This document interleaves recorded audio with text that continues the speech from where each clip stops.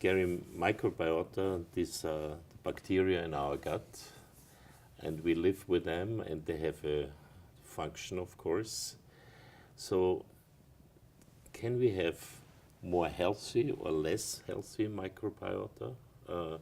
Is this proven in the meantime? Yeah, so I think that there's clearly an association with alterations in the gut microbiota with disease states, and the term is dysbiosis.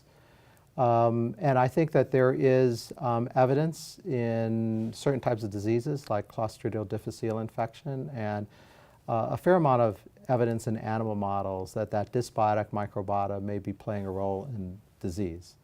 The degree to which that abnormal microbiota is playing a role in disease in humans, I think is going to be a very exciting area for research, I think, over the next decade. One example, as you're a gastroenterologist, is intestinal bowel disease.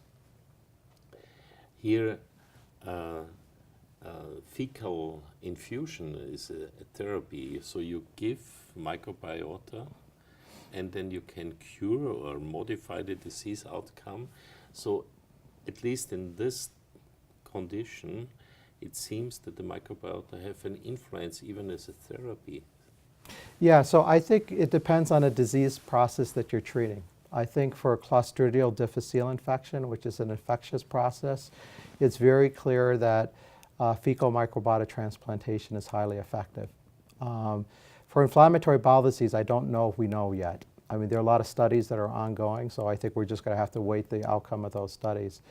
And even if those studies are negative, that doesn't mean that altering the microbiota in a disease state may not be a reasonable target, because maybe the modality of treatment, using stool, is too simple.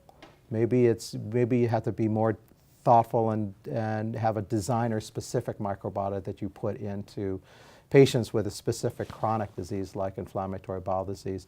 And there are a lot of people thinking very hard about what that more designer community might be, rather than just using stool.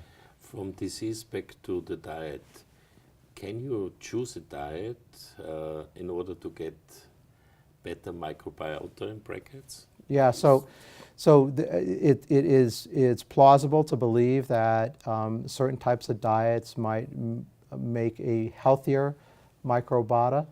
I believe that it could change the composition of the microbiota, but I think an important point is that the bacteria themselves are factories that produce small molecules.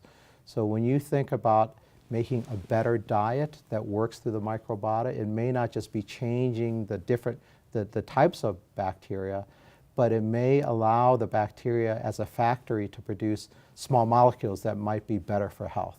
Okay. Which kind of diet would you recommend? Well, you know, like right now, I think we just go with what we already know is a good diet, a Mediterranean diet, plant-based diet, don't eat too many fats, don't eat too much red meat, and that's all we can say right now. But there's a lot more stuff that's going to be happening, I think, on the horizon, and we're just going to wait for those results. Okay, think about this during your next lunch and dinner. Thank you. Okay, thanks.